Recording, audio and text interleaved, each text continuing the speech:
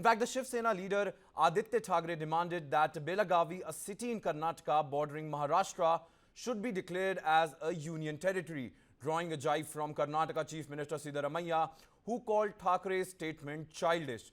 Thackeray on Monday alleged that injustice was being meted out to Marathi-speaking people in Belagavi and demanded that the region be declared a union territory. As the winter session of the Karnataka Assembly began on Monday, members of the Maharashtra Ekran Samiti were opposing it. The outfit organized a congregation in Belagavi, but the Karnataka government reportedly prohibited the gathering and banned leaders from Maharashtra from entering the state.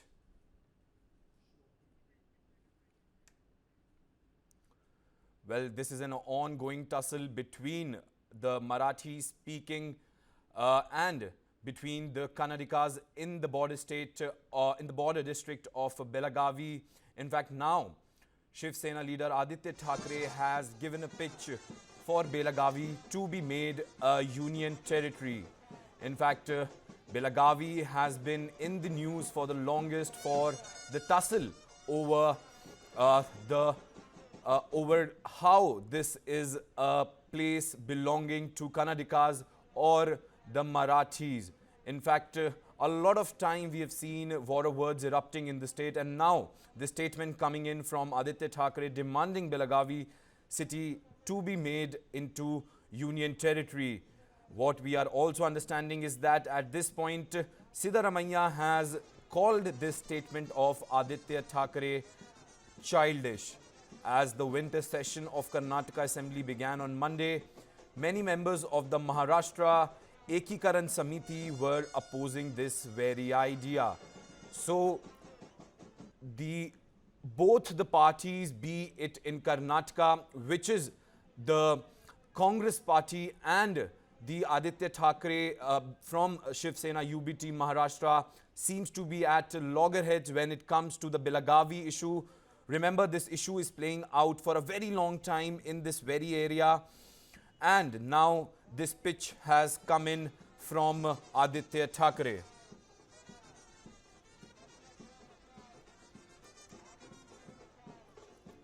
I've been joined by my colleague Varghese Ibrahim from the newsroom to give more details on this very issue. Varghese, so is it even possible or is it feasible that to turn Belagavi into a union territory?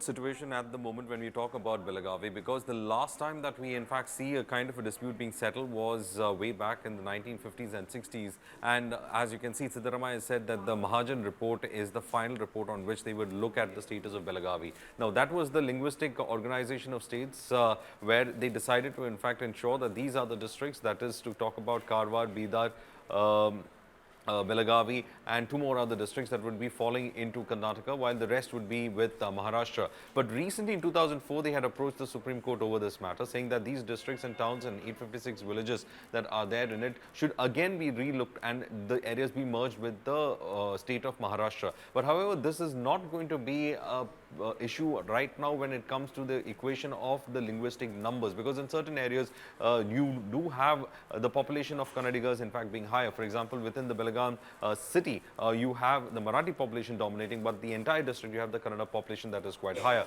So in that way, if you see the kind of speaking, there is mixed population on the other side of Maharashtra's borders also, to which Karnataka could in fact go ahead and lay claim as well if it wanted to. But the issue was long settled, and therefore they considered it to be settled, and that is why Belagavi is being treated as Karnataka's second capital. That is why you have the Suvarna Sauda, which is the assembly, just like how it is there in Vidhan Sauda in Bengaluru. You have the Suvarna Sauda that has been set up in Belagavi, and it was an attempt to also ensure that the northern districts of the state also get with development, and therefore you have the winter session happening in Belagavi as part of Karnataka's attempt to treat it as a second capital. Of course, it was brought in by then Chief Minister H.D. Kumaraswamy, who brought in the idea of trying to have two kind of a capital kind of a situation, and therefore Belagavi having the Suvarna Sauda and a session there would incorporate the northern districts also, because most of the northern districts had said that when it comes to the kind of governance, it is mostly towards the south of the state where the concentration of power was, and therefore it was an attempt to reset it. But meanwhile,